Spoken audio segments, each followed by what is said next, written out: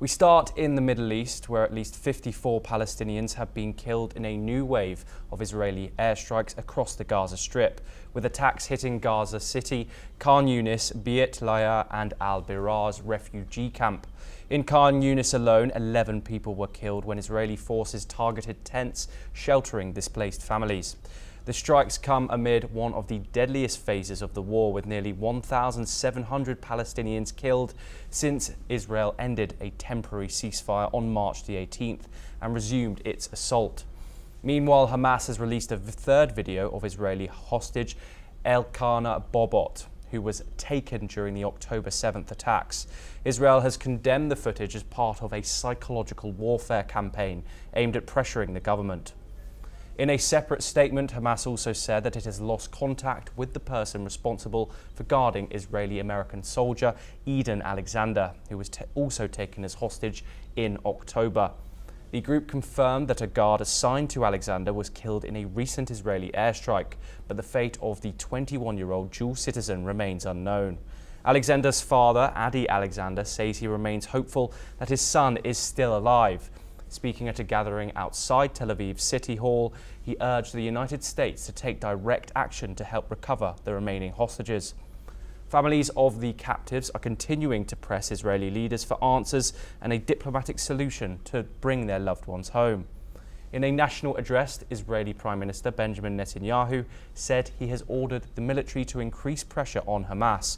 He has vowed that Israel would continue fighting until victory, blaming Hamas's rejection of a recent truce proposal for the renewed escalation. Netanyahu's comments came as protests erupted across the country, with demonstrators clashing with police in Tel Aviv and in Jerusalem, demanding a deal to bring the hostages back and to end the war. We are joined by Dr. Satoru Nagao, Fellow at the Hudson Institute in Tokyo, Japan, to discuss this further. Dr. Nagao, thank you very much for joining us. This has been an extremely long process. In terms of international humanitarian law, how will today's escalation likely be assessed? And what mechanisms are there to hold anyone accountable with these 52 people being killed today in the Gaza Strip? It's view from the counterinsurgency operation in the past, or view from the military operation in the dense populated area. Unfortunately, it could happen very often, because, for example, in case of the Israel operation in Gaza, one estimate said 40,000 people was killed in the military operation. In the dense populated area, 2 million population is live in that place.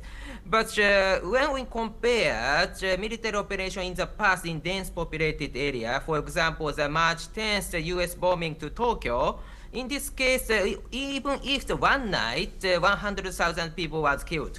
So compare with this, 40,000 people killed in 1 year is not so many.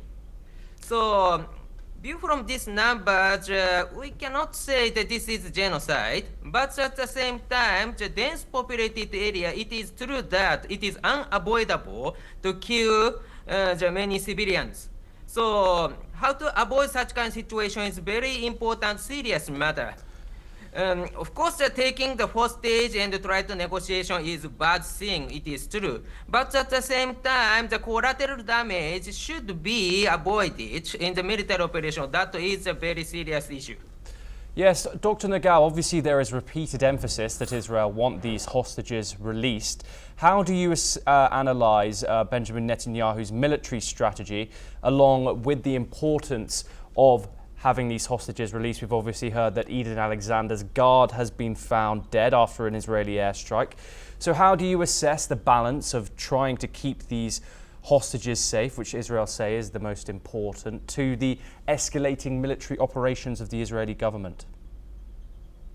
I believe that because of they cannot find alternative methods, they continue the military operation, I think.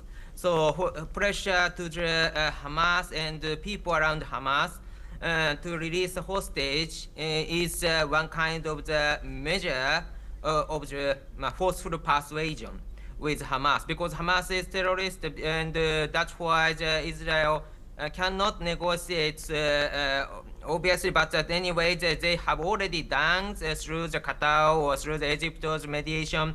So, but this negotiation has failed to release all of the hostage. Of course, partially they have succeeded to get back, but still Hamas maintained hostages. So under such kind of situation, they need to find alternative method, but except military operation to bomb Hamas with the collateral damage, without except this method, they cannot find alternative methods. That's why this is the only solution they believe, I believe. Yes, Dr. Nagao, finally, the US has been asked by these hostage families to take direct action. Realistically, what options, diplomatic or military, does the Trump administration have? We know he's a staunch supporter of Benjamin Netanyahu and Israel. Trump administration seriously want to solve this issue because they want to concentrate their resources to the counter-China strategy. And through the process, if the Iran possesses a nuclear weapon, this is also the problem because the Saudi and Israel need to publish their nuclear weapon if they have. And Iran's move is a threat to the freedom of the communication and economic project, India, Middle East, Europe corridor is also rely on the security in the Middle East. All of these issues relate to the U.S. interest. So U.S. really want to solve, but Trump administration has only one card, unpredictability. So that's why the first read, President Trump said, you will go to hell if you do not release the hostage. This is intimidation style.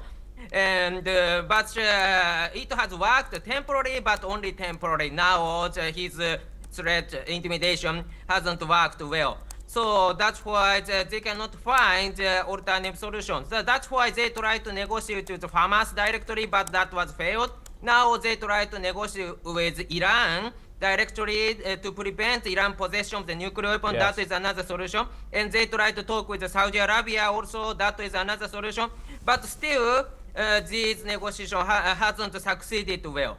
So how to find a special method to solve this issue is a matter of concern all of the people in the world, I think.